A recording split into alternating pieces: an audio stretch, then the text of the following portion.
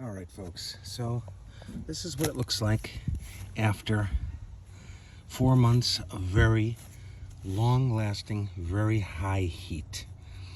This is virtually no smell, very hot day out, no flies over here. This stuff could easily go into a tower or bedding for worms. I bet it'd be amazing for that. This is essentially the whole pile right here, 6 gallons of that pile.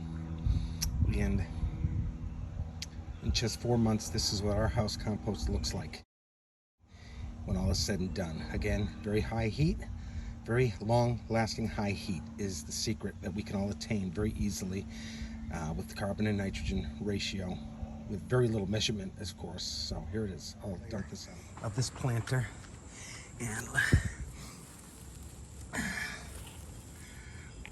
worms are loving it. See all these worms? Just loving it. It's a whole worm farm. Planter, worm farm. This tree, of course, is a carbon sequestering machine. Win-win. This was all that compost. That's what it ended up looking like. And not quite done yet. After 4 months of baking heat.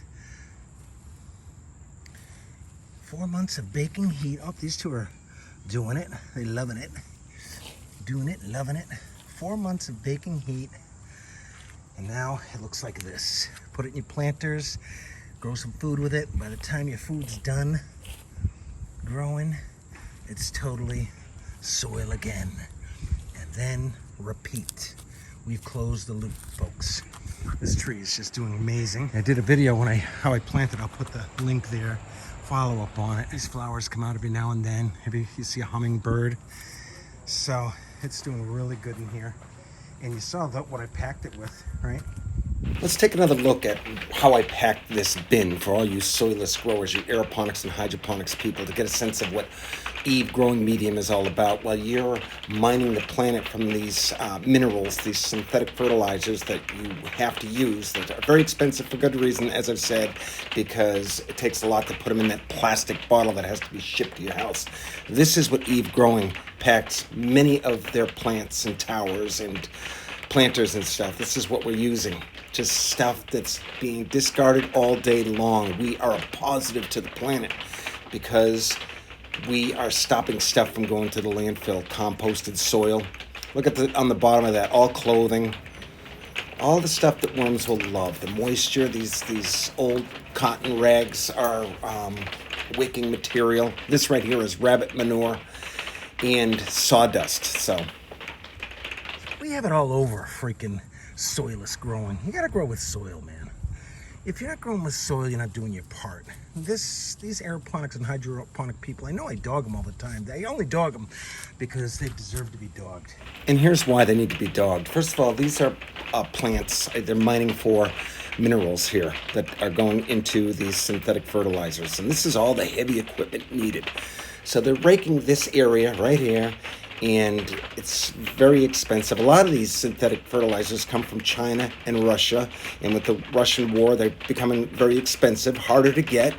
So it's not a sustainable system in the long run. As much as these hydroponics, aeroponics tell you it's a sustainable system, it isn't. And this short little video shows you all the work, all the energy, all the material needed just to mine these minerals off the planet. Meanwhile, again, with Eve growing, we are taking stuff out of the environment rather than adding more to it. Look at this very extensive mineral mining system that is, again, very expensive, and it's raking our planet of all our precious minerals. And for what? When we can grow vertically doing the same darn thing using soil. It's a no-brainer, folks, on many levels. And one day we'll prove it. And we the people, if we don't smarten up, are going to find ourselves in a world of hurt. If stuff hits the fan, like all the signs are showing, you aren't going to be able to plug your tower gardens and all the many units that mirror these things. Right here I got some potatoes. Same thing. Did the same thing. I put some of the material on top of there. And the microbial life is just amazing. These are potatoes. I've got some fig trees here that have added some biochar and some of this compost. And as you can see, there is just teeming with red wigglers in here. Look at that. This is a worm farm for all intents and purposes. All right. So I envy you people who live in warmer climates because you could continue growing. So again, that material that again wasn't quite composted is right here. Look at that. I don't know. Every freaking bucket is just packed with all kinds of goodness. All right. So these reds are loving it. And I got some peas over here that I started late in the season, so hopefully they'll take. Let's see, what do we got here?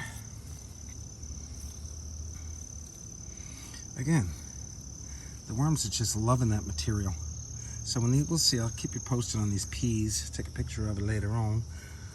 All right, let's see here. See, each container is its own worm farm. So we're composting while we're growing food. How exciting is that? And I did the same thing over here. No doubt, if you look inside here, you'll get the same thing. This biodiversity. Where is it, Mark? I mixed it all in here as well.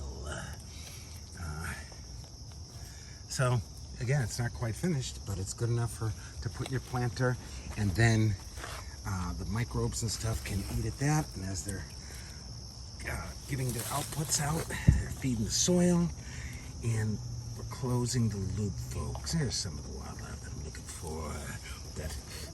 The soil wildlife that I'm looking for. All right, so this is sweet potatoes in here, and I got a couple sunflower seeds.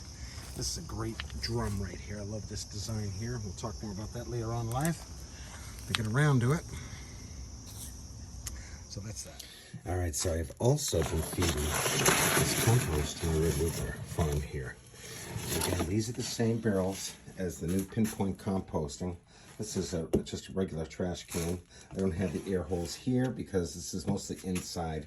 The air holes are these screens because it's a worm farm. But same principle. I'm not losing any irrigation or any liquid. And so I have a few of these going on. So this is the compost material. Again, they seem to be loving it. And I've been just layering it.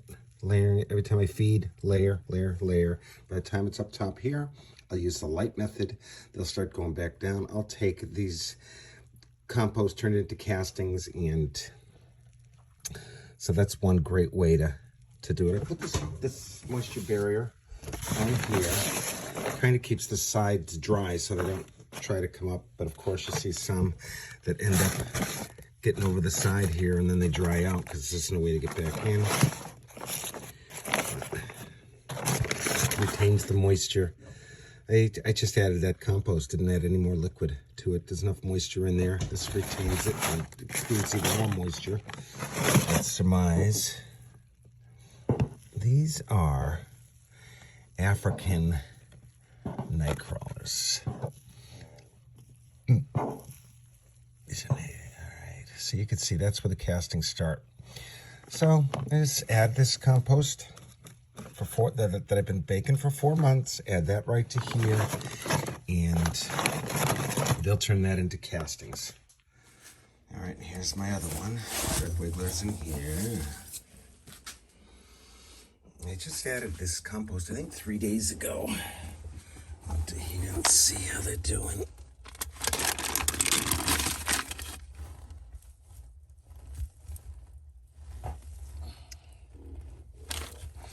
Doing fine. I pretty much just started this bin.